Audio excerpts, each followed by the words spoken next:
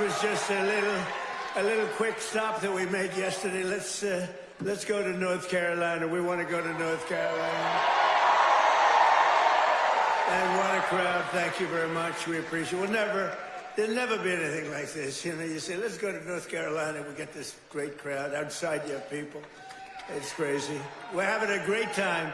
And you know, these ladies right here, they've been to, I think, over 200 rallies, but I'm not going to say.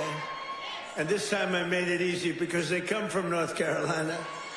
They didn't have to travel. Today they traveled about a half an hour, right? Isn't that nice? Instead of traveling all over the country.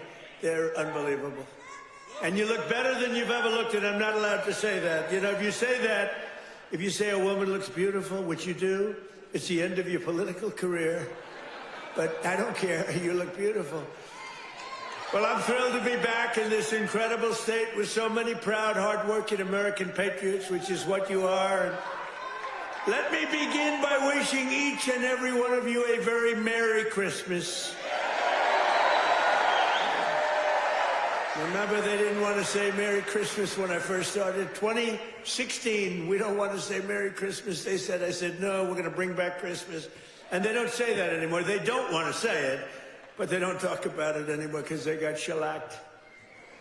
We're here tonight to celebrate 11 incredible months. It's been the most successful first year of any president in the history of our country.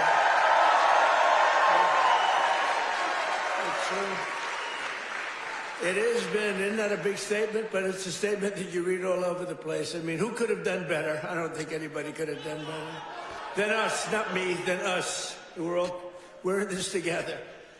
Since my inauguration, we've created more than 53,000 North Carolina jobs, including 8,000 North Carolina construction jobs. More than 150,000 North Carolina residents have been lifted off of food stamps. They're very happy about that. And after your horrible hurricane, which produced more water damage than any hurricane in history, the Democrats let you down. They really did. Remember, they wouldn't do anything. Remember? They wouldn't go to your community. They wouldn't do anything. You had to wait till January 20th when I took office that we really knocked the hell out of it. Remember? As soon as I took office, I got in on January 20th, and first thing I did was made North Carolina phone calls, and we did a hell of a job. Did a hell of a job.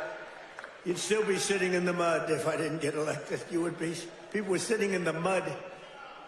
But I helped rebuild your state, and I didn't get any help from the Democrats, not your governor, not your man that's running, by the way, for Senate against Michael Whatley, who's phenomenal. Michael Whatley is incredible. Your previous governor was a disaster. He's also a radical left person, by the way. He's radical left. You don't want him. He doesn't represent you. And look at the crime. Look at what's going on with all the crime here. The slitting throats and stuff. I never saw that with you. Now all of a sudden that's what we see. You got to get Michael Whatley. It's going to be so important. He was so great. Don't forget, I took Michael and I put him as the head of the party because he did so great. We won the state all 3 times, and it was like a rock. He didn't allow cheating in the second time. I watched all these states, boom, boom, we're leading. People went to sleep, it was over. Then they dropped ballots, they cheated like hell. The only good thing is this is a far better term than it would have been had I done it the more traditional way. It really is. It's a more powerful term. It's a more powerful term, and the biggest news of all is yesterday, it was announced that inflation is far lower than anybody expected. I told you. Beating every one of the 61 forecasts from the so-called geniuses, the experts. We're the geniuses, not them. We now have the lowest core inflation since March of 2021, and we're just getting started. It's unbelievable. And that's despite taking in billions and billions and billions, hundreds of billions of dollars in tariffs. Remember they said, the tariffs will cause inflation. Just came out with the best inflation report we've had in years. And lots of cash, too. In fact, 1776, right? $1,776 goes to our military. You know, it was $1,775. And that was the number, you know, that was just a lump. I said, you know, if we had $1, we got 1776. Somebody said, that's genius. I said, well, I'm smart. I said, for $1, and I'll get these ladies who are loaded with money to pay for it from North Carolina. Their husbands can write a check in 2 seconds, take care of it. Now, think of it, for $1 more. They said, I can't believe we didn't think of that. Only hours ago, I left a meeting at the White House where we cut the cost of prescription drugs by 300, 400, 500, and even 600%. And I'm doing what no politician of either party has ever done before, standing up to the special interests and demanding lower prices for the American people. This is what we're doing. You know, it's called favored nations. And nations all over the world were screwing us. We would have prices that were 10 times higher than the prices they were charging in London and in Paris and all over the world. We had the highest prices for drugs because we had politicians that wouldn't. I did it at the beginning, at the first, but then we had a thing called, you know what happened, COVID?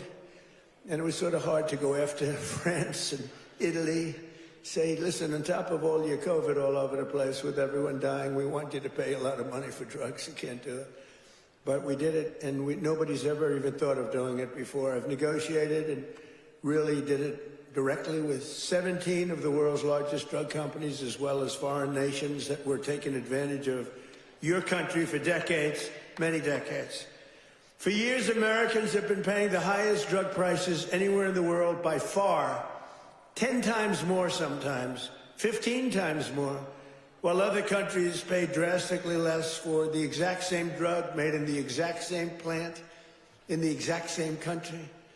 But under my most favored nation, you know what that means? It's a legal term.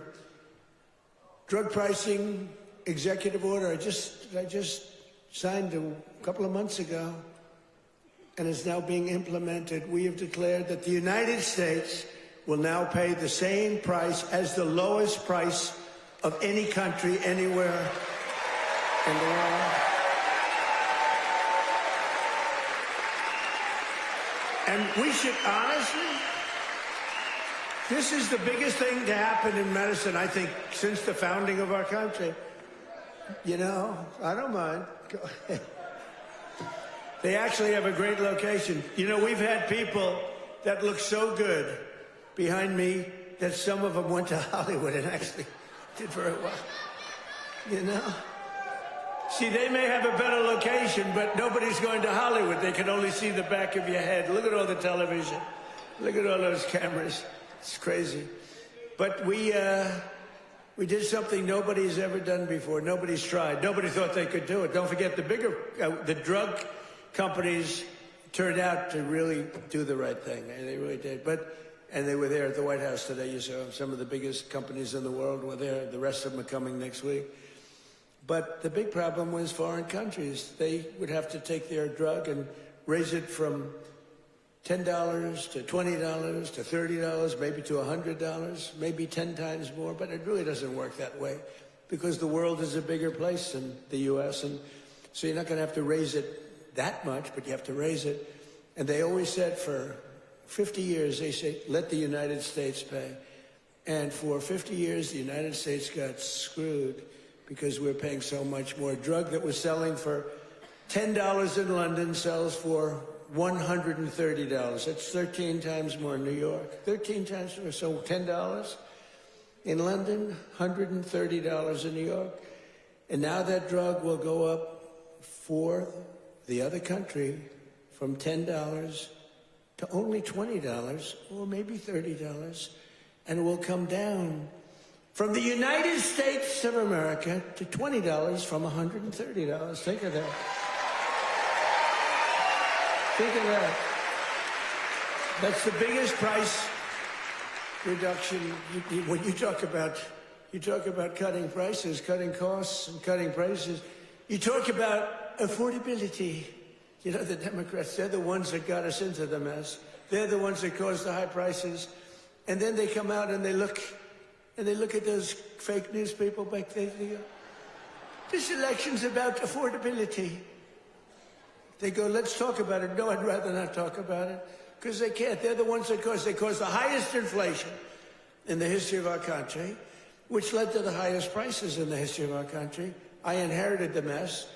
I got the prices down, and they're going down still further. Look at gasoline. A lot of areas now in our country, $1.99 a gallon.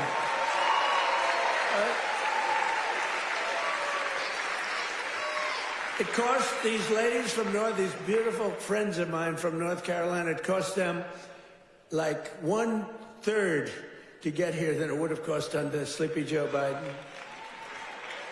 Right? If you drive, this time you can drive. It's the first time you didn't have to take an airplane. But we had 9 blockbuster agreements. We had 9 of them with the big drug companies just today. The rest are coming over the next couple of weeks. But the first dramatic drug discounts will be available to all Americans starting in January at a thing called TrumpRx.gov. TrumpRx.gov. But this is the biggest thing ever to happen on drug prices, pharmaceutical prices. And it will also tremendously it's going to reduce the cost of health care, because health care is probably 50% about drugs, right? Your drugs are coming down at levels that nobody ever thought was possible. This achievement alone should win us the midterms. You know, if we did nothing else, I said today, you know, you're talking about like this massive reduction in drug prices that affects everybody. Older people, younger people, middle-aged people, sick people, well people. It's not just like patients, it's everybody. It can never happen. Nobody would ever have done this. It was very hard to do. I had countries laughing at me. I said, listen, you're going to have to double and triple your drug prices. They said France, as an example, UK, European Union. They said, you must be kidding. They've had low prices for years. The drug companies would go, could you pay more? No, charge the United. They wanted the drug companies, in all fairness, to charge the United States of America. And they made up all sorts of crap. Well, research and development. I said, well, what about research and development? Why aren't they paying also for research? Well, it just never worked that way. They used to use, remember, research and development, that's why we pay more. I say 12 times more for research and development. It was all a con job. But I'd say to the head of France, as an example, I'm sorry, but you're going to have to double or triple your prices for drugs. No, we will not do that. Oh, yes, you will. I said, yes, you will. 100%. No. We will not do that. Of course we will not. I can't do that. I said, yes, you will. No, I won't. Yes, you will. And he said, why do you have such certainty? I said, because if you don't do it, I'm going to charge you a 25% tariff on everything you sell into America.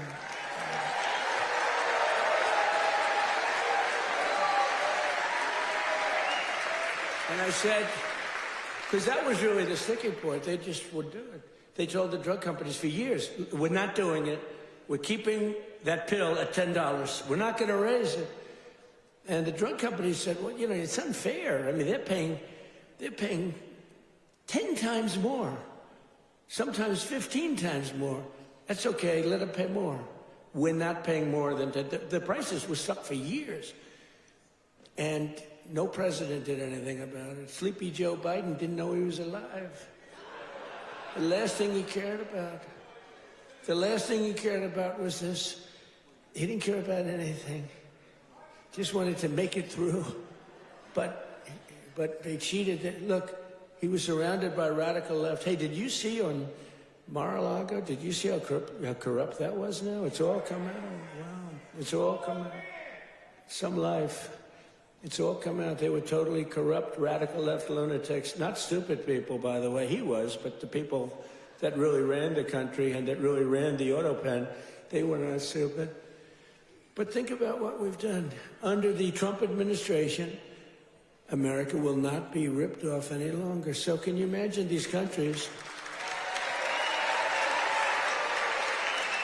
And when I told you the example before, from $10 to $20, you know, that doesn't sound like much, but it's a doubling of the price. You know, that's a doubling of the price.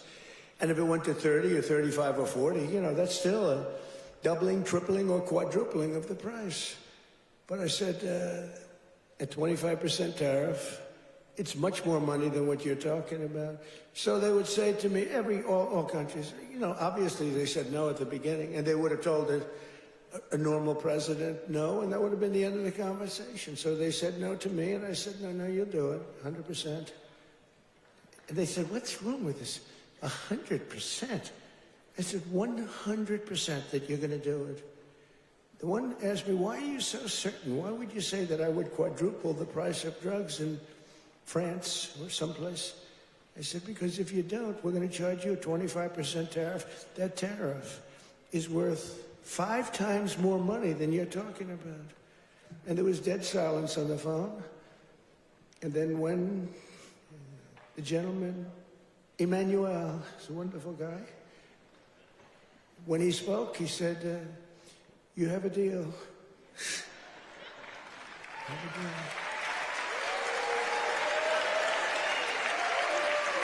He's a nice guy, too. But you can't blame him, you know. This has been 40, 50 years. You can't blame him. But it was the same conversation with everybody. No, we can't do that. No, I cannot double the price of my drugs. I said, no, maybe triple or quadruple. But it's still much lower than we were paying. You know, we were paying a number that was crazy, 13, 14 times more. As president, I'm also taking in the gigantic health insurance companies that have gotten rich on billions of dollars of government subsidies. And I want the money to go directly to the people. I want the money to be paid directly to the people so that they can buy their own health insurance, which will give far better benefits at much lower cost. By the way, what I told you about buying the drugs at this massive dollar discount, it's like from where it is, that's going to have a huge impact on the cost of health care. The current Unaffordable Care Act, commonly known as Barack Hussein Obamacare, was created to make insurance companies rich. It was bad health care at much too high a cost, and you see now that the steep increase in premiums that's being demanded by the Democrats. It was never any good, Obamacare. It was done for the benefit of insurance companies, which totally control the Democrats. That's why you could have a strike on January 30th. You could have another shutdown because the Democrats are totally in the hands of, they're totally controlled by the insurance companies, big wealthy companies. Again, I want the money to go directly to the people so you could buy your own health care, and you'll get much better health care at a much lower price.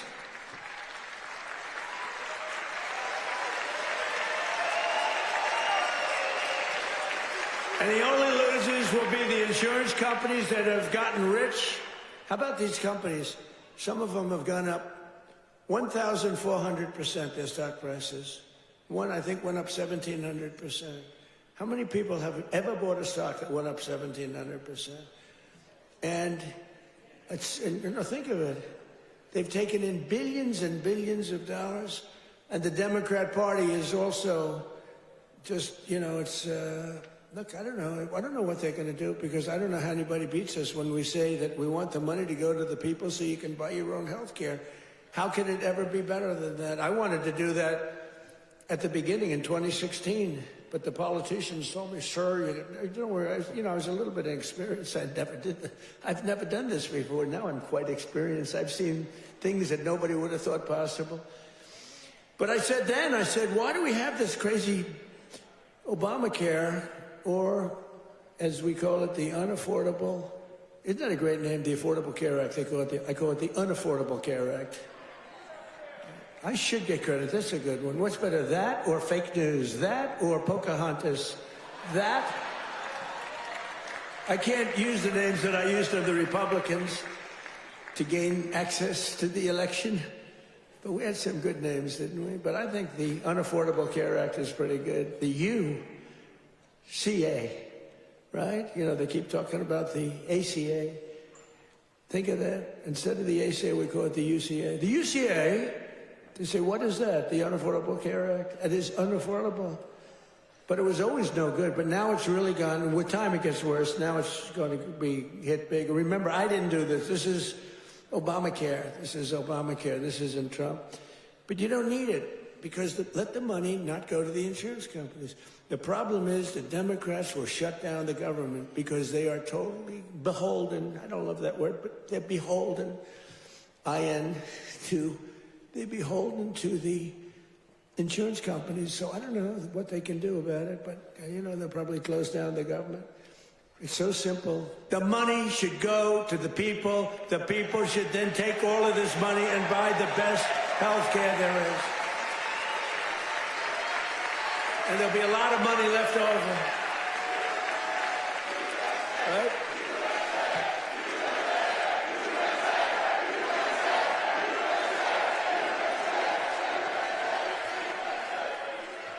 But they'll not be happy.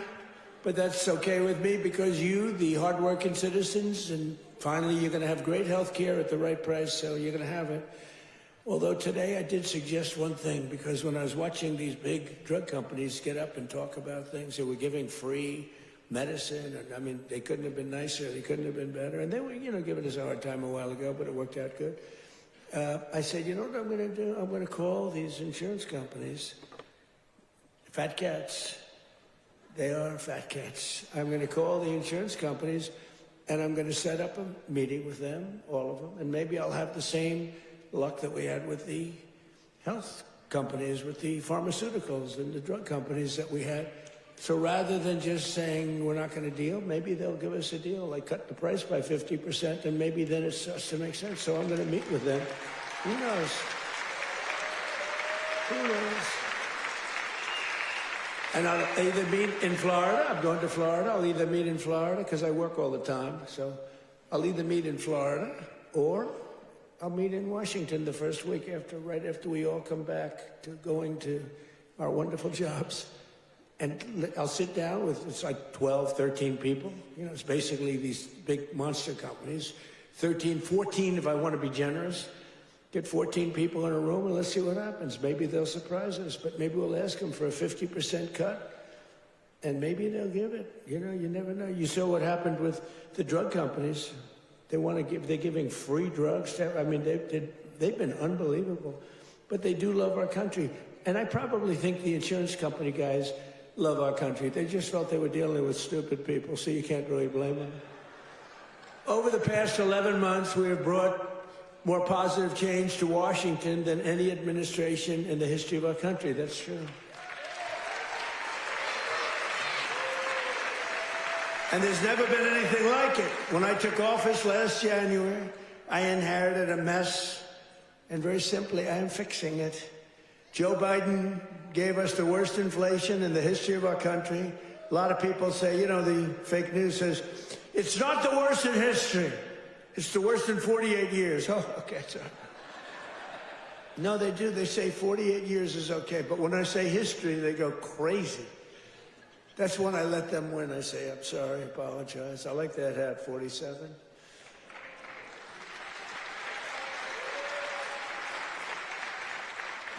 It's nice, actually. Beautiful. Nice thread, gold thread. I watched that myself. I want gold thread, not mustard colored, No, they give you, a lot of times they sell you mustard color. It costs them a lot less. We don't accept those hats. When you have a mustard colored thread, don't accept it.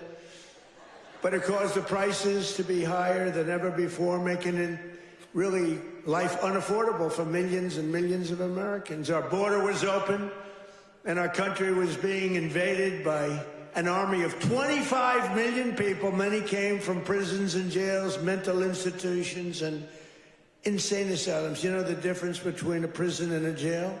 A prison's more severe, right? You know the difference between a mental institution and an insane asylum? An insane asylum is more severe. They came from both. They were drug dealers, gang members, and over 13,000 murderers, more than 50% of whom killed more than one person. Think of that. They killed more than one. A lot of them said, oh, I didn't mean, but, when you kill more than one, get them the hell out of our country.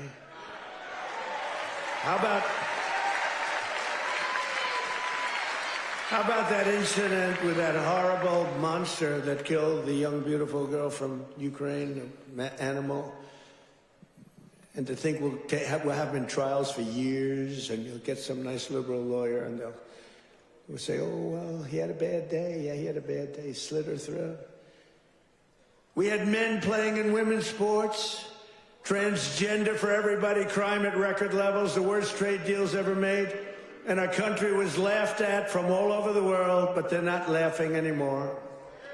1 year ago, our country was dead. Now we are the hottest country anywhere in the world because we finally have a president who puts America first.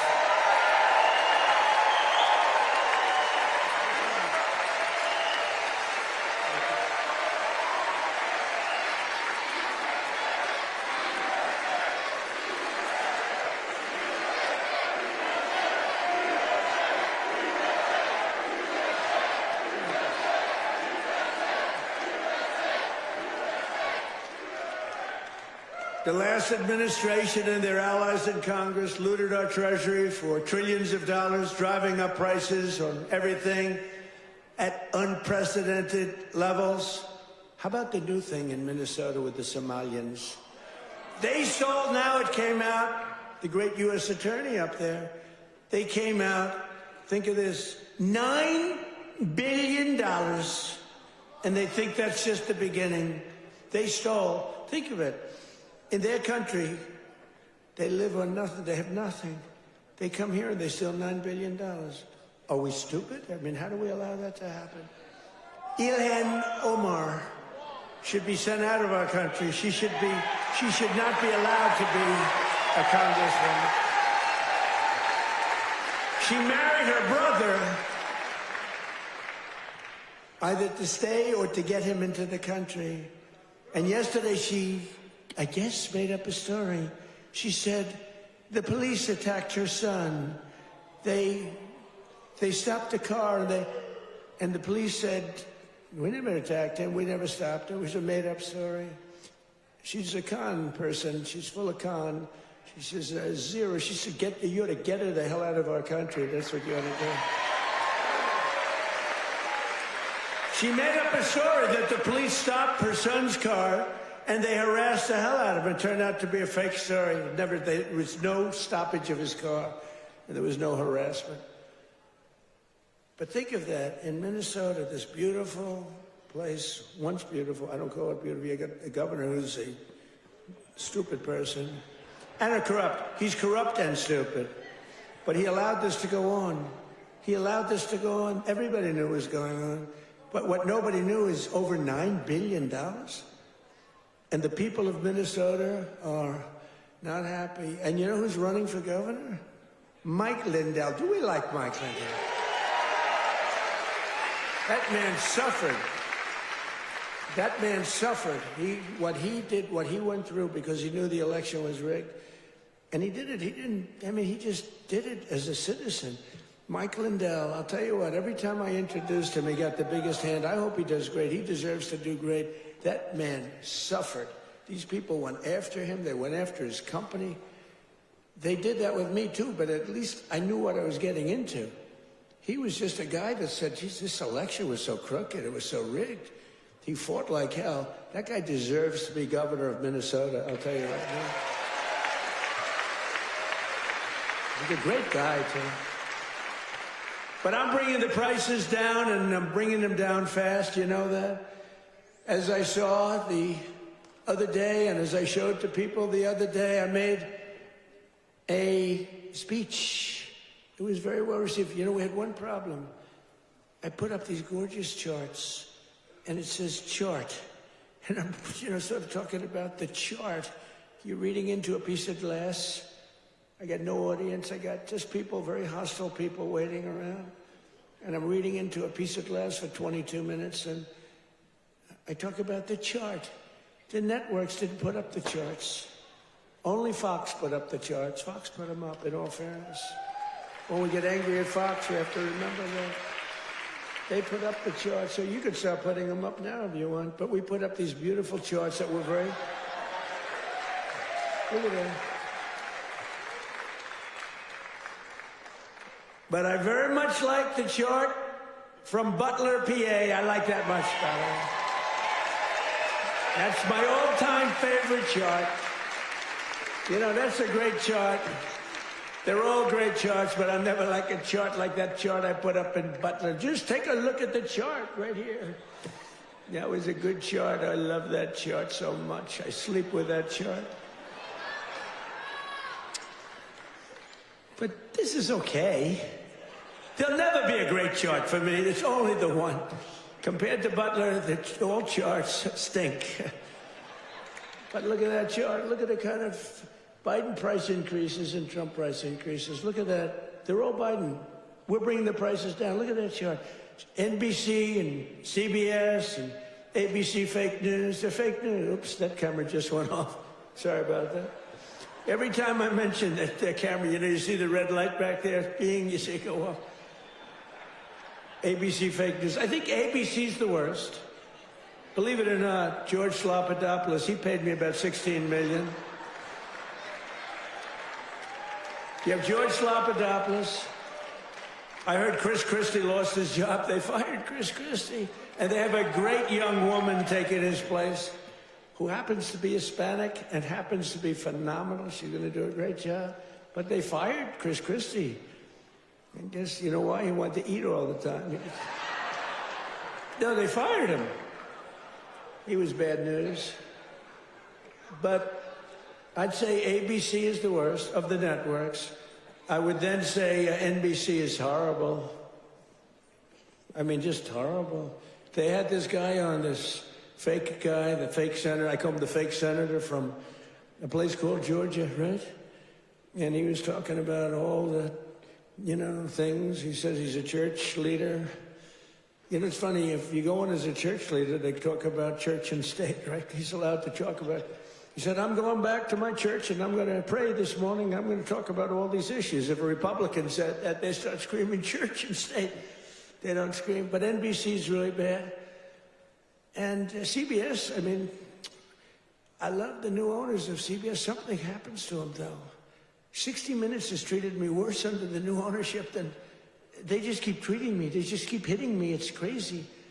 And then you have Marjorie Trader Brown, I call her, because green turns to brown under stress. So I call her Trader Brown, which I don't like doing because 2 words is too much. 2 out of 3. We're changing to Marjorie Taylor Greene. I'm going Marjorie Trader Brown, so I have to trade. And a lot of people don't understand 2 words is too much to change.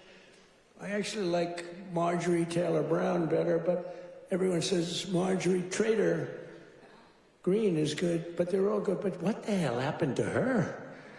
She must have been a stone cold liberal. She's on CNN now all the time. Can you believe it?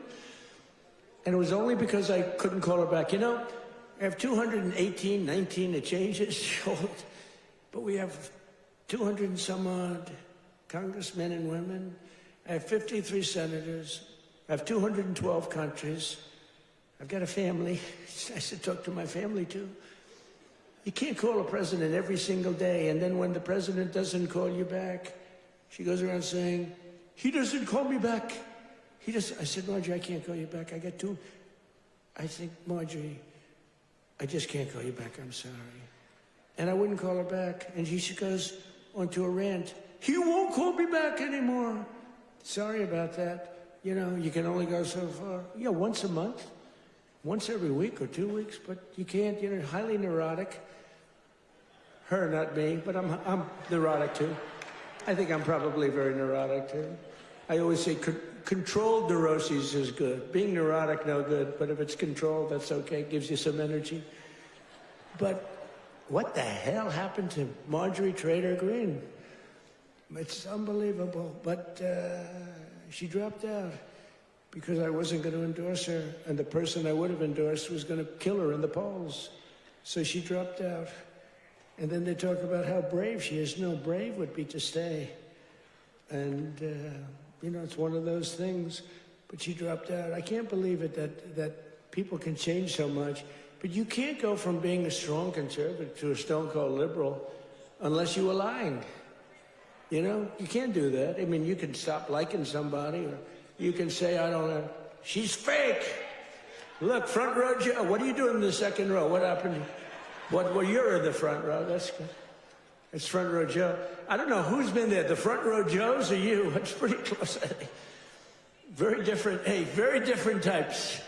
Would you stand up, please, in the front row? Just stand up. Look at these women. Look. How incredible they are. Right? Even front row Joes will admit they're very great, right? Look how beautiful they are. People like you built our country. You built our country. And that's why we love you. You built our country. The people in this room built our country. Under Sleepy Joe Biden, car prices, gasoline prices, hotel rates, airfare, and more went up 30 to 75%. Now they're all coming down. We're all coming down. Take a look at that. Isn't that beautiful to look? The same is true with groceries. The price of a Thanksgiving turkey was down by 33% compared to Sleepy Joe's high-priced era. Don't forget, when you have the highest inflation in history and or 48 years, do we think 40, and look, in terms of a speech, I think 48 years is the equivalent of history. Do we agree? Can we say? Because they had a piece on me today in one of these fake newspapers, which are all dying. They're all going bankrupt, thank God. But they're the worst. That I misrepresented by saying history. It's actually 48 years. And I said, you know, that's not a bad misrepresentation, I don't think. The price of eggs is down 82% since March.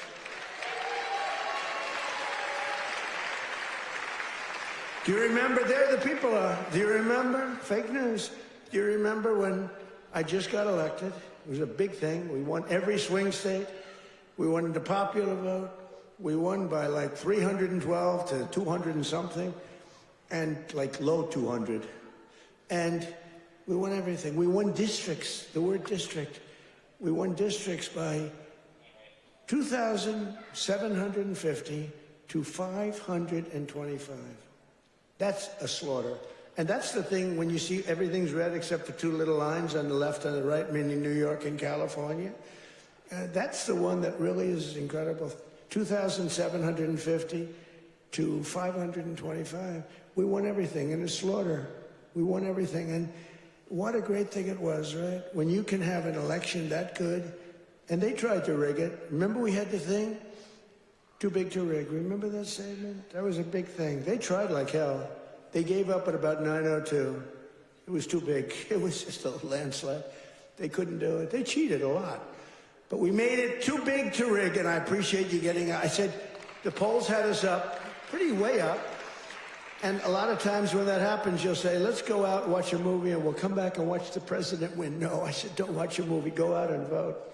But it was too big, so it came back. What an evening. That was, what was better, 2016 or 2024? Tell me. I don't know. 2016 was pretty monumental. What was better? I don't know. Beating Hillary was fun.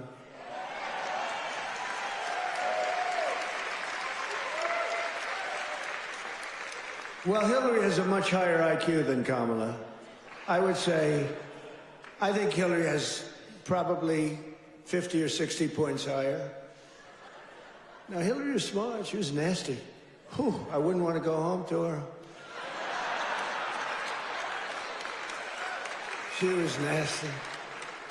Remember, she was a nasty person. I was going to use a B word. I said, my wife would not be happy. My wife always says, please, please don't use foul language. You know who else does? Franklin Graham. He says, President, he says, I love your speaking ability, President. You're a great speaker, although nobody says it. You know, I get these big crowds, but did you ever see the press do a story that I'm a great speaker? They say, oh, he looked tired. Oh, he's this. Oh, he's that. Yeah, I mean, it's crazy. I get crowds, the biggest crowds in history of anything, not only of anything. They never say, he gave a great speech tonight. in front of 45,000 people. Look at the crowds that we get, are the biggest crowds ever. Before the election, we're getting 80, we had 117,000 people show up in New Jersey. It was a great speech. You know what they said? He looked tired. You can't be tired in front of 117,000 people. It's not possible. You got a lot of adrenaline. The adrenaline is pumping, right? But that's why they're fake news. That's why nobody listens to them anymore. But remember that we slashed the yearly cost of new mortgages by $3,000. Look at the mortgage chart. We slashed them. Look at that. Look at that. Oh, boy. Look at how much you made with me and lost with that sleepy guy. But everything now is falling, and the only things that are going up are your salaries, the stock market, and your 401ks. They're going up. Do you remember when I first won in 2024, and I was at my first conference? I'm 2 days in. You know, we're recovering from all the hoopla. 2 days in. In fact, I took a day off. They said, something's wrong with the president. I said, I just got here. There's nothing wrong with me. Something's wrong. You took a day off. What's wrong with the president, right? Every time. Do you remember when I had 28 news conferences in a row over 28 days? Sometimes I gave 2 or 3 in one day. And then I took my beautiful Kai, my beautiful granddaughter's a very good golfer. I took her to play golf one morning, and I was in the office very quickly. Something's wrong with the president.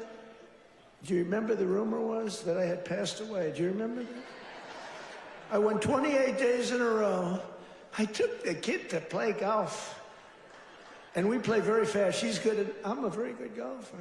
And we play very fast. We play in 2 hours. We're dinning. I mean, I said, baby, I got to get out of here. I'm sorry, honey. Enjoy your day. Go hit balls or something. I got to get out of here. I got to go to work. And I got a call. A friend of mine. Oh, you're okay? And I said, yeah, what's wrong? I said, I'll be back in the Oval Office in 30 minutes. Oh, I said, what's wrong with this guy? Then I got another call. Oh, you're okay. They said that I had passed away. Do you remember that? First day in 28 days, these people are sick. That's why I've taken more physicals, because I think you have an obligation to, report. And I hate when they put out false reports. So they put out a report that Donald Trump. So I took a lot of physicals. And I did something no other president's ever done. I took cognitive tests. Because I know that, and by the way, not easy. You get to those last questions, those last 10, 15 questions, nobody on that stand could answer probably any of them. And I got them, I aced them. And no other president's taken a cognitive. Could you imagine Sleepy Joe taking a cognitive test? I don't think it got the first question is like, what is this? And they show a lion, a giraffe, a fish, and a hippopotamus, right? And they say, which is the giraffe? So that's the only question. But what happens is it then gets harder. I don't think Joe would have gotten the first question right. He would say hippo. I want the hippo.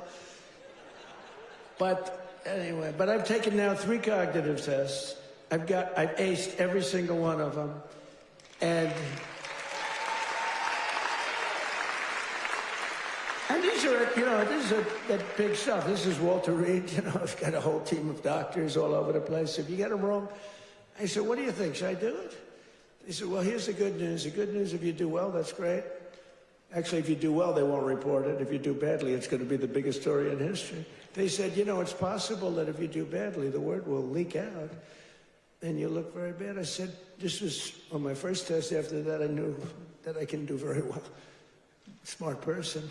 So what happens? What happens is, first test, I said, how hard is it? He said, well, after the 10th or 12th question, it gets, very hard.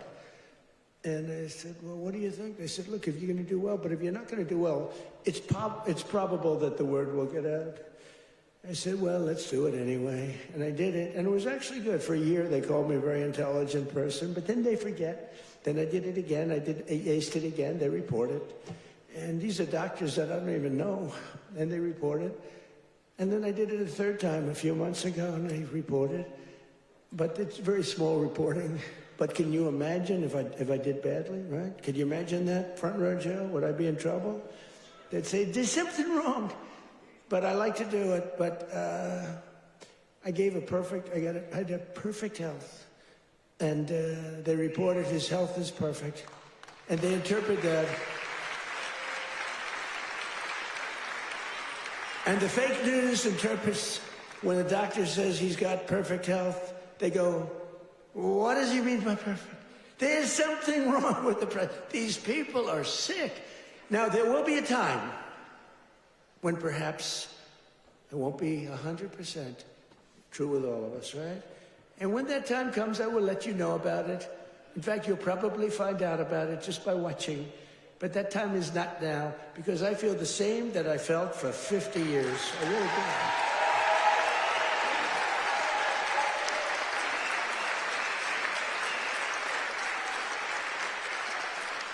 But we have I think we have an obligation to, at least report your health. But I will tell you, to me, because of what happened for 4 years, I really think having a cognitive test for presidents to take a cognitive test is very important. I think it's very important. I'm hearing that they say it's, not with Biden. They said it was not constitutional. That was the least of his problems. But I think it's very important that a president or people running for president and vice president take a cognitive test. I mean, I think it's a very important thing. I don't know. They say you shouldn't do that, it's unjust, it's not constitutional. They say all these things, but I do. I really believe that. Under Trump, wages are rising much faster than inflation for the first time in many years. Think of that. Wages are rising faster than inflation. That's what it's all about, right? And we're delivering lower prices and bigger paychecks. And the wage chart that you see up there is incredible. That NBC didn't put up and the networks didn't put up. There are more people working today than at any time in American history. And very importantly, while tens of thousands of new jobs under Biden were government jobs, they were government jobs. I could do that right now. You saw today we had 4.5% inflation. That's because I'm letting go of tremendous numbers of government workers. We're replacing them. In fact, we've reduced the federal workforce by 270,000 jobs. That's not to be mean.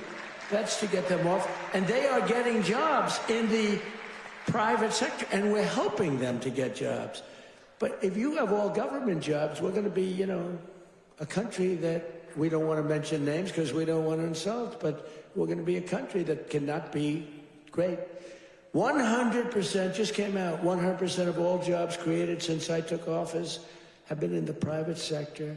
The only way to make our country great. Think of that. Think of that. 100% of the jobs created are in the private sector.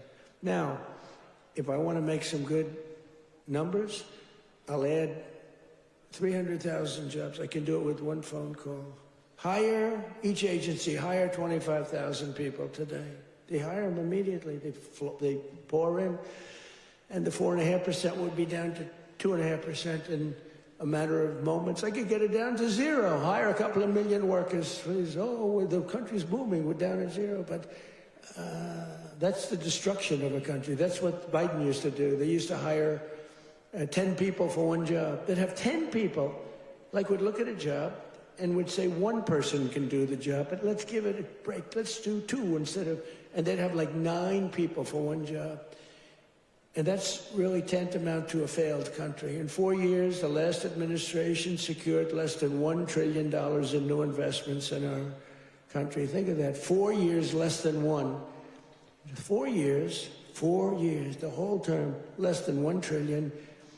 In 10 months, I have secured a record-breaking $18 trillion more. They gave us doom and gloom, and I'm building the Trump economic boom. It's a boom. It's a boom. These factories, auto plants, AI plants, We've never had anything like it. I ended the radical left's war on American energy, terminated the Green New Scam, and signed an order to drill, baby, drill. We're drilling. You see where gasoline's coming from? Gasoline is now substantially lower than $2 a gallon, and many places $2.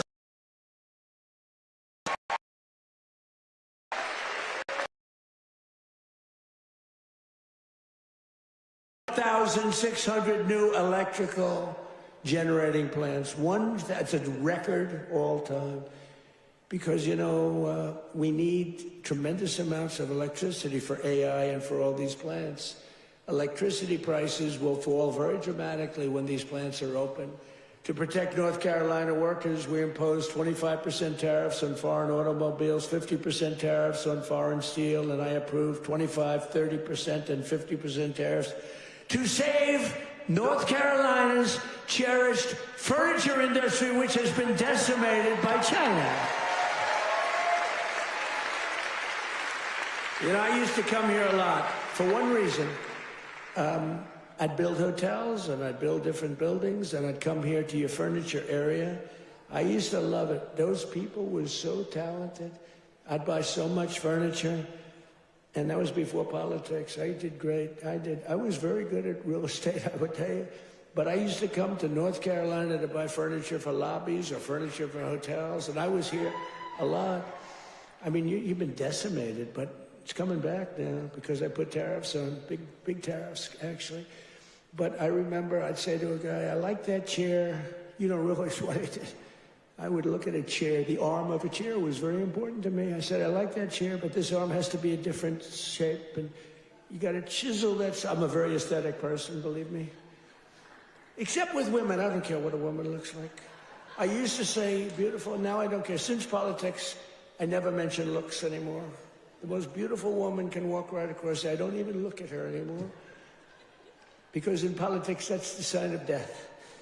We don't look. But I do look at the arm of a chair. And I'd say to your artists, they were artists. They were artisans, you know. I'd say, no, can you give a different curve? Can you do a little more carving at the end? They would, right in front of me, bing, bing, bing, bing, bing, bing. They were like geniuses. You lost the business. It went to China and other places, but mostly to China. Because they never put tariffs on, just like they didn't put them on chips, just like they didn't put them on cars. You lost 58% of your car industry. By the way, it's all coming back. Some of it's coming back here. It's all coming back. Because to bring a car into our country is costing 25 to 50% tariffs now, and they can't do it. They can't compete. Tariff is, and I won't say it because it gets me in trouble, my favorite word. No, I won't. My fifth favorite word. Do you remember when I said the word tariff is my favorite word in the dictionary? Remember that? And then the fake news got me. What about religion? What about God? What about your family? What about your wife? What about your children? I said, oh, they got me in this one. So now tariff is my fifth favorite word. And now I'm okay. It's my fifth. 5. Now I'm okay. But starting in the new year, the people of North Carolina will also see the dramatic results of the largest tax cuts in American history, including no tax on tips, no tax on overtime, and no tax on Social Security for our great seniors. No tax for our seniors. Tell me what? Let's do a poll. Because, you know, these pollsters charge you $1 million to ask a question, then they just write down an answer. They don't do polls. It's a total con job, some of these polls. One thing I don't like about Fox is their pollster. Total fake. Their pollster's the worst. They've been saying they're going to get rid of him for 10 years. A fake pollster, then you have the election, you win by numbers that are like through the roof. But Fox has been treating me good. They have great people there. Sean Hannity is great. Jesse is great. Laura is great. Greg is great. They're all great. We have great people. The morning is excellent. Who, what? Which corruption? Where? Oh yeah. Well, we have to do that. We're going to take care of that. We're going to take care of corruption in our country. I mean, I was talking about Fox. I don't know. He's talking about corruption. No, it's okay because he's on our side, but he's just a little ahead of me. He's talking about corruption. I'm talking about Fox, how good the anchors are. Right? But they are really great. They are very good. But the pollster's no good. You know, he's no good. The pollster's terrible. But we still get good numbers. But the numbers are actually much better than that.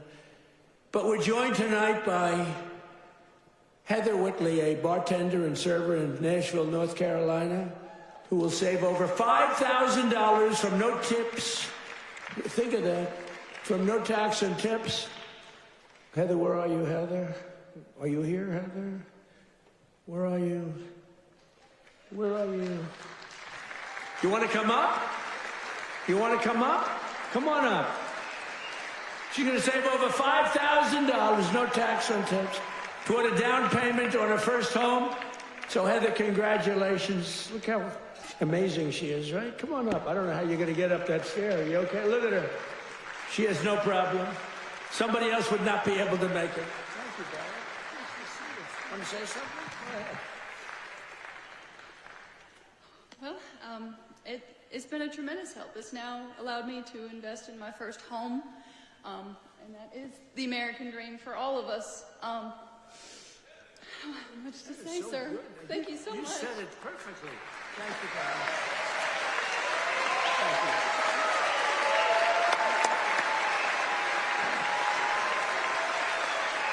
Heather, you don't realize you said that so perfectly, because that's what it is. You're going to get a home, and you're going to be happy as can be, and you are a great person. Thank you very much. You couldn't have been better. Thank you, Dara.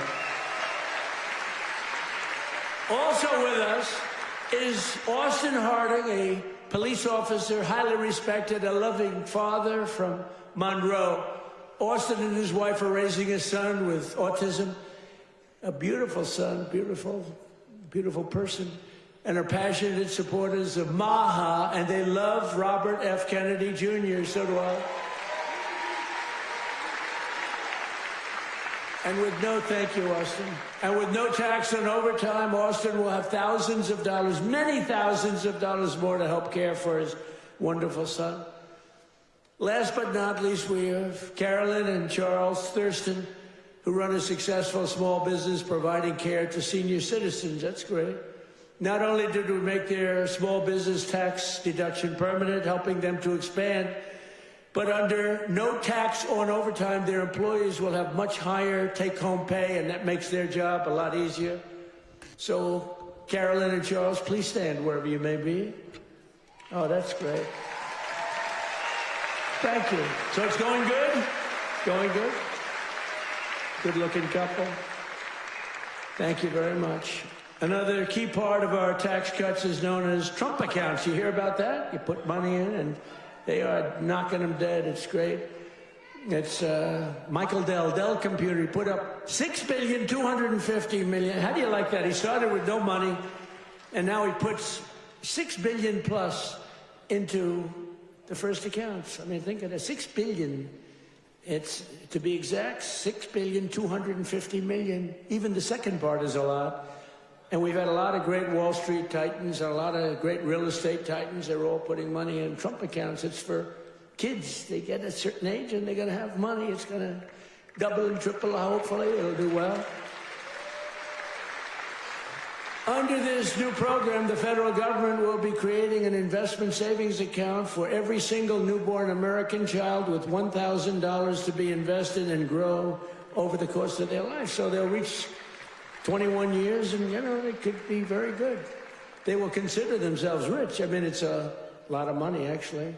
Friends, family, employers, and loved ones will be able to add thousands more each year, like a trust fund for every American child. It's something that people have wanted to do, but honestly, I give Mr. and Mrs.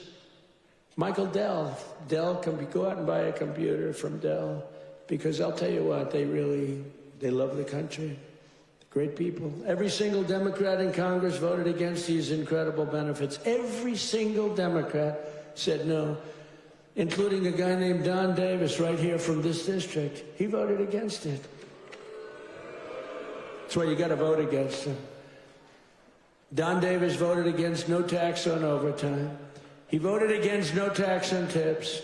And he voted for the largest tax increase in American history. He wanted the largest tax, and he's your congressman. So I don't know if you know him.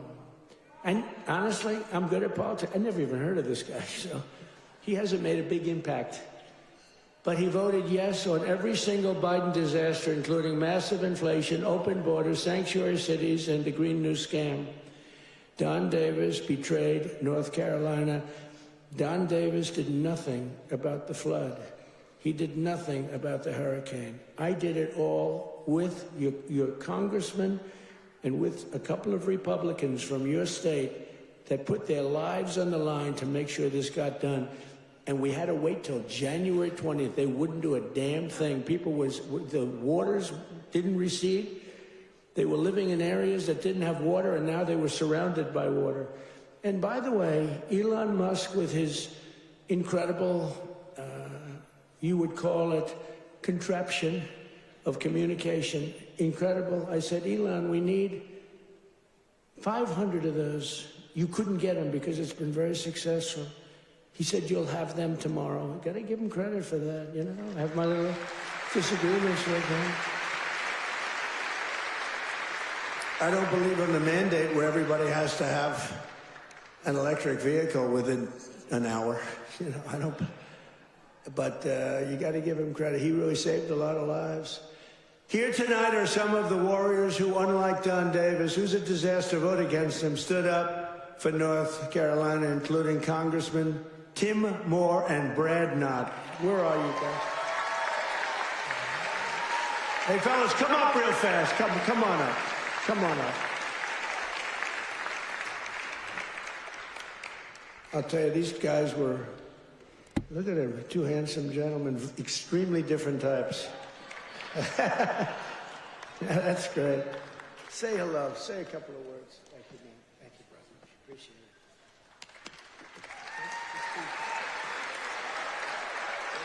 it. Well, everybody, I was with the president when he had his first trip, once he took the oath.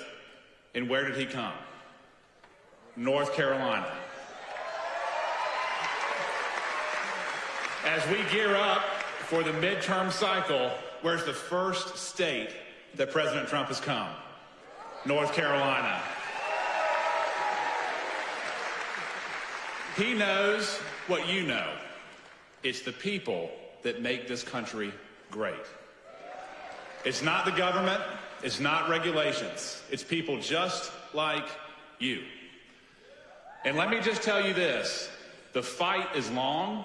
It's hard. I'm new to this, and I have been amazed at how hard the president is fighting for you.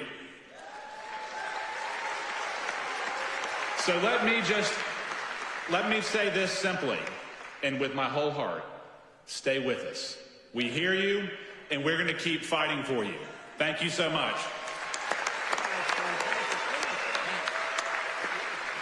I guess I'll have to lower the mic, Mr. President. Let me just echo what Brad said.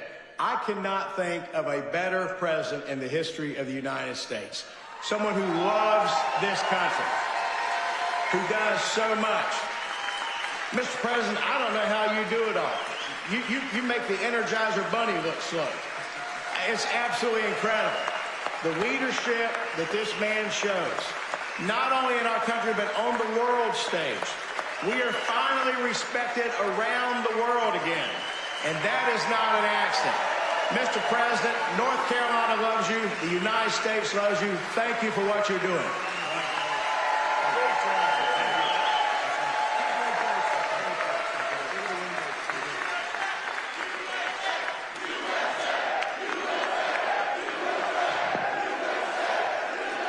Great job. That's a great job. Boy, oh boy. Well, they're going to win good, but you got to beat that other guy.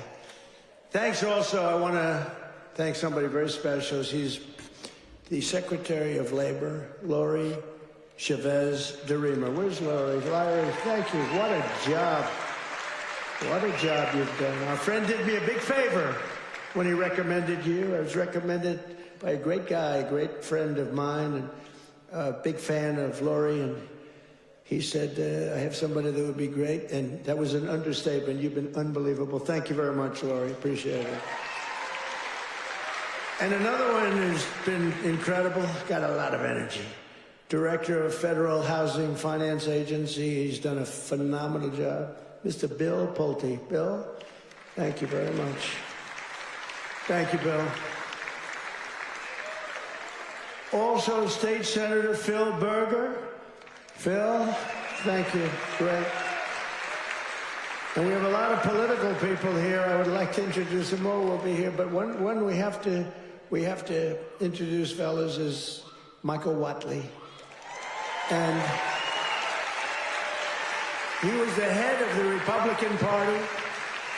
Before that, he was the head of your party right here, the Republican Party, and we won 6 in a row, 3 primaries and landslides, and then we went on to win the election all 3 times. So we won 6 in a row. I've never had a loss with him. And when I won look, we did phenomenal. It turned out, we won 3 times in a row, just so you understand. I don't mean here, I mean all over. We won 3 in a row. They might have done us a favor, but we won 3 in a row. But when we got screwed in the second election, it didn't happen over here. He had 601 lawyers he hired. They had lawyers at every single ballot box. And other people were cheating in other states that we won by a lot, and they were cheating. You could see it go, here we are, wah, wah. And you remember they have ballots all of a sudden. We just found 75,000 ballots, a total rigged deal. And by the way, you have not heard the last of that, I can tell you. But in this state, that didn't happen because you had a guy named Michael Whatley, and he had every box secured. He had, I think, 2 or 3 lawyers at every station, but he had over 600 lawyers, I think 600. And I said, how many lawyers did you have? 601. I said, that's like genius. He was ahead of it. And you'd watch, people went to bed that night. Everyone said the election's over, Trump won. And then all of a sudden they woke up in the morning, and 3 o'clock in the morning, they found hundreds of thousands of votes in some of these states. It was a rigged election, but not here because of him. And I said, I don't know if I'm doing this again, but if I'm doing this again, I want Michael Whatley. I said, the guy from North Carolina, I want him to head the Republican National Committee, the RNC. And he did it beautifully. Come on up, Michael, come up. He did it so well, and we had the big election when he worked with Laura. Now, how good is Laura? Laura Trump, who was born here, loves this state so much. She could have done very well. By the way, I think Ted Budd is doing a very good job, too, I have to tell you. And I will say this, Tom Tillis fought with me for the Lumbee tribe, the Lumbee. I love the Lumbee. And he's really been very good. We had a little dispute, but these are, it's fine. He's been really good. Tom has been very, very good, and I appreciate it very much. And he's been very strong on the Lumbee tribe, and I think they're going to get out and they're going to vote. The Lumbees, you have some here. You have some of the leaders here. If you could, do you want to stand up? If you're there, it's really great. Thank you very much. We appreciate it. Let them know we appreciate it. We got to get every one of those 60,000 votes or whatever. We got to get them for this guy. But the Lumbees have been great. I've been with them from the beginning. We got them across the finish line. But I want to ask Michael to say a few words. He's just been an unbelievable warrior. And I said, if I do this again, I'm going to get that guy in North Carolina who wouldn't let that phony, they tried here too. They couldn't get away with it. They tried. He stopped it. He's a tough, strong guy. He's also a wonderful human being, he's just a great person. And I want to tell you, him and Laura Trump there's never been a better team. In fact, I said, before he did this, I said, if you had your choice for anybody to be your co-chair, who would you pick? He said, I'd take Laura Trump again, right? Yes, sir. You did say that. But I'd like to have Michael say he's in a fight against a radical left governor who did a shitty job for you. And I really want you, either way, but either governor, because you have another governor that's a Democrat. You know, virtually, I think every state run by a Democrat is a failure. Think of it.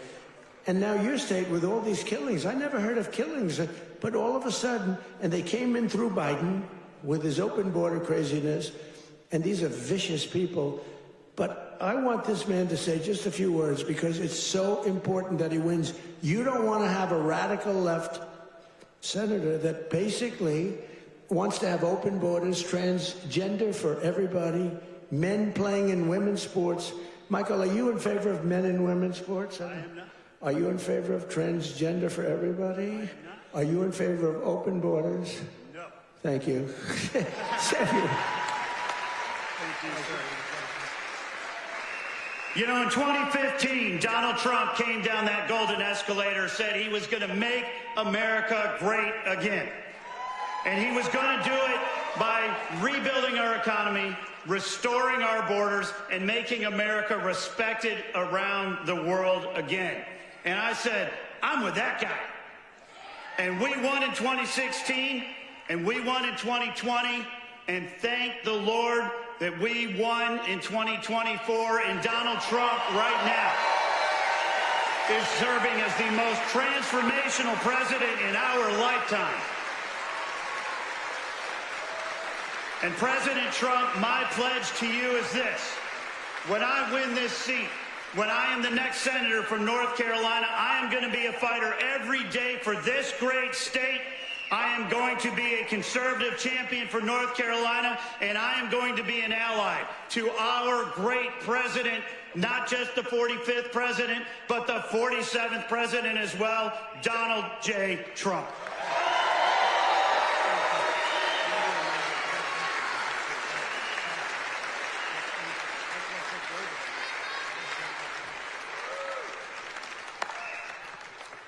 What a great guy he is. So get out and work for him. I hope you can get your group of about 70 women to go out and do it. We can get all the front rows, and we got to win. He's a good man. And he represents your values, that I can tell you. But I also want to express my condolences to the people of this state and to the loved ones of NASCAR legend Greg Biffle, who perished yesterday in a tragic plane crash with his family in Statesville.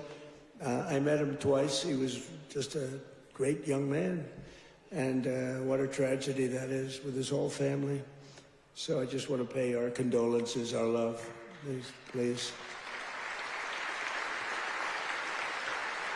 I'll tell you, North Carolina will never forget them. He and his family were incredible people. Together, we've achieved more in less than 1 year than most other administrations achieved in 8 years, which is true. Most of them didn't achieve much. Within a matter of weeks, we ended the invasion of our southern border. For the past 7 months, 0 illegal aliens have been allowed into our country. Think of that, 0. And that's made up by Democrats.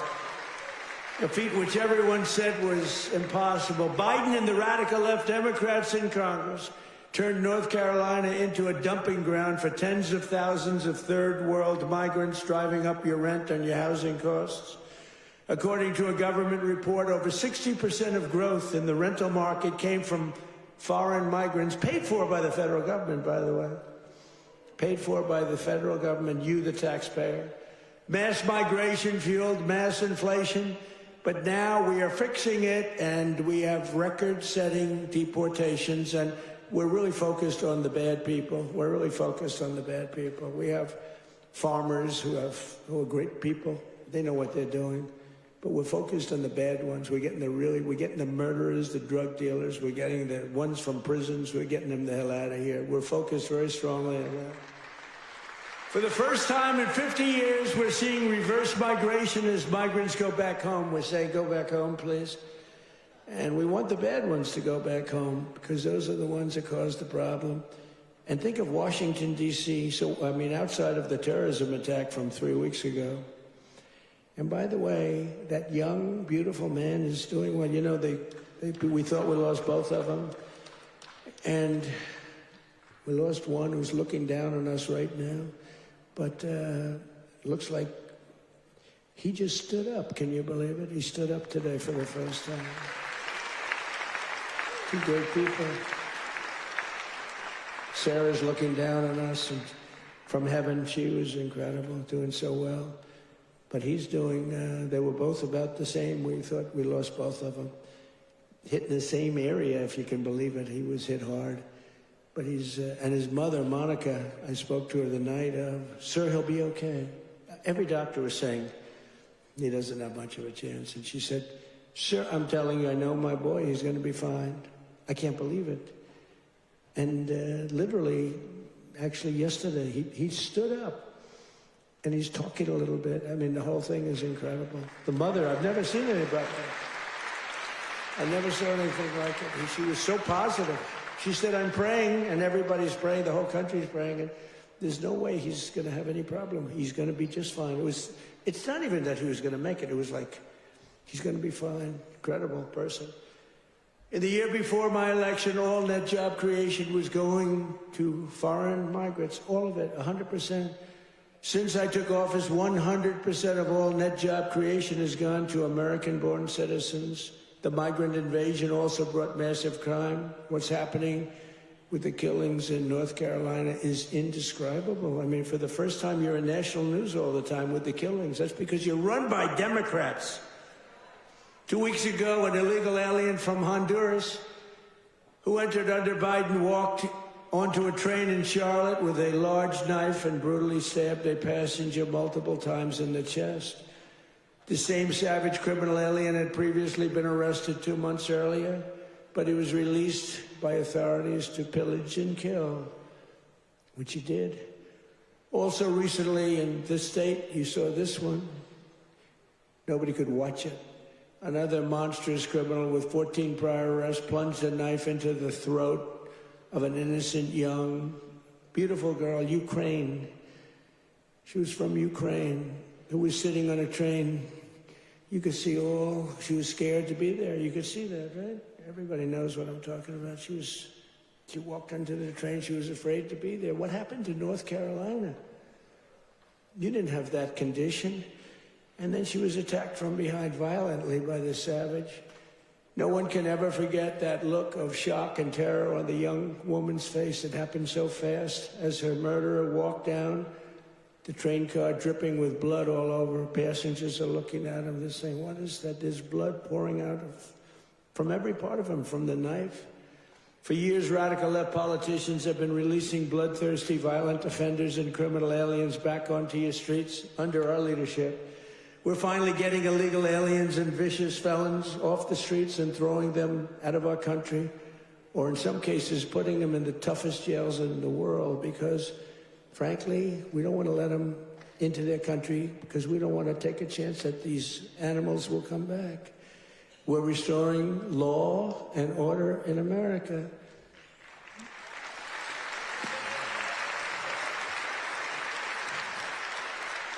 We just made a record investment in our military and gave every service member a warrior dividend of $1,776, 1776.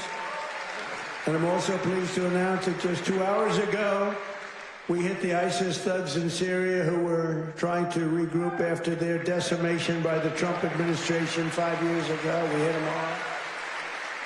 I ordered a massive strike on the terrorists that killed our 3 great patriots last week. 2 soldiers, 1 interpreter, all great people. And it was very successful. It was precision. We hit every site flawlessly, and we are restoring peace through strength. We're all over the world. I settled 8 wars in 10 months, destroyed the Iran nuclear threat, ended the war in Gaza, and got the release of hostages, both living and dead, and created peace in the Middle East. We had peace in the Middle East, first time in 3 years, peace in the Middle East. I cut federal funding for any school that pushes critical race theory or transgender insanity. And we completely banned the chemical and surgical mutilation of children.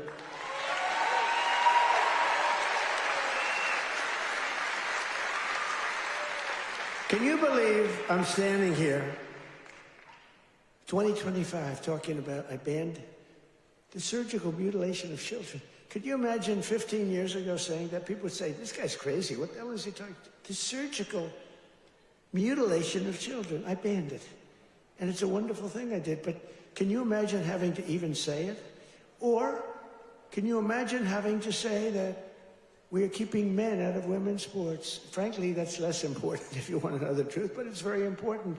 The surgical mutilation I had to ban, and I did, I banned it. But we're also keeping men out of women's sports. Have you seen some of these records? Have you seen the long distance race? One of these races go all day. They had champion women. They had some very good men, but not the champions. And one man won the race by 5 hours and 14 minutes and 12 seconds. 5 hours, 14 minutes. Think of that. Won the race by 5 hours. What do? Your parents go back home, go to sleep for a few hours, and come back and meet your daughter, and she's supposed to be thrilled? What kind of crap is that? Or the weightlifting records, where people that never lifted a weight before are going into the women who are fighting national championships, almost Olympic championships, and they're lifting 112 pounds more, and they've never done it before? Or the boxers that are getting decimated? You saw the Olympics where they had two people that they converted from men to women. They did a conversion. And the one young woman from Italy, a championship boxer, she got hit by a left jab. A left jab, for those that don't do it's just like a defensive punch. She got hit. She walked to her corner. She said, I've never been hit like that. I quit. Then they said, no, go out. You can do it. And then he gave her another left jab. That was it. And she said, nope, I can't do it. It's so demeaning to women. And they don't stop. I saw the other day on one of the shows, I think Meet the Fake Press. I'm pretty sure it was that stupid show. And they had a congressman that you all know, a Democrat, saying, no, we have to allow men to play in women's sports. Where do these people come from? Or how about open borders? They're fighting for open borders. If I didn't get elected, our country would be ruined. We would have not had a country. I'm telling you, I'm not bragging about myself. I'm saying we would not have had a country. And now we have the greatest country in the world. I'm telling you, hottest. We're the hottest. We're restoring the name of a great president, William McKinley, to Mount McKinley in beautiful Alaska. That they took the name off and they named it something else. And I renamed the Gulf of Mexico to the Gulf of America. Right? That was a good one. Well, I checked for my whole life. I don't know. I guess I didn't do it in my first term because I was the hunted. I had bigger problems. I had these animals trying to attack me at Mar-a-Lago. They went into my wife's closet. And I'll say this. Number one, it's very bad, but it sounds a little strange. They looked at her drawers. You have drawer, and then you have drawer. They looked at both. And she's a very meticulous person, like these people. It's just like she'd fit into your group very well. She'd be very happy with her. But everything is perfect. Her undergarments, I want to use a nice, sometimes referred to as panties, are folded, perfect, wrapped. They're like so perfect. I said, that's beautiful. It's the part of the world she came from. Everything was perfect, no problem. Fold, fold, fold. I think that she steams them, make sure. Just that we came home. I wasn't there when the raid took place. A raid of a popular president, a former president. She opened the drawers and it was not that way. They were a mess. It was all over the place. And she said, oh, what happened? That's so terrible. But it's terrible. That went into my young boy's room. These thugs are disgusting, and we cannot let them get away with this stuff. We have all the evidence now. We have all the evidence, and we have to do something about it. We have to do something about it. It's illegal and it's disgusting. You know, I brought a lawsuit, and I'm winning the lawsuit. There's only one problem. I'm the one that has to settle it. In other words, I am suing, and I'm the one that's supposed to settle it. So maybe I'll give myself $1 billion and give it all to charity. Does that make sense? You know, I'll give it to charity. Do you have any nice charities? I have to settle the lawsuit. There's never been a case like this. Trump sued. I sued a long time ago, and it's doing fine. It's a suit. And now, you know, we found all this stuff. Did you see where the FBI didn't want to do it, but the Justice Department forced them to do it? The FBI guys didn't want to do it. But the thugs and the DOJ wanted to do it. So I sued them, and and they do say that, you know, it's never been a case like this. Donald Trump sues the United States of America. Donald Trump becomes president, and now Donald Trump has to settle the suit. I hereby give myself $1 billion. Actually, maybe I shouldn't give it to charity. Maybe I should keep the money. No, a lot of people say, do it. No, I don't want to do it. But whatever happens, it's all going to good charities. Is that okay? It's all going to good charities. But isn't that a strange position to be in? I've got to make a deal. I negotiate with myself. From the skyscrapers of Charlotte to the rolling hills of Asheville, from the sand dunes of Kitty Hawk to the streets of Chapel Hill, and from the factories of Hickory to the small towns and family farms across your beautiful countryside in North Carolina, we are bringing prosperity, opportunity, and pride surging back to your incredible home. Together, we're pairing all these people together. You're coming together. You know, it's coming together like nobody's ever seen, but we're fixing 4 years of disaster and decline. The whole world was laughing at us for 4 years. They were laughing, taking advantage of us, friend and foe. And the friend was worse than the foe in many cases. On trade, they were worse.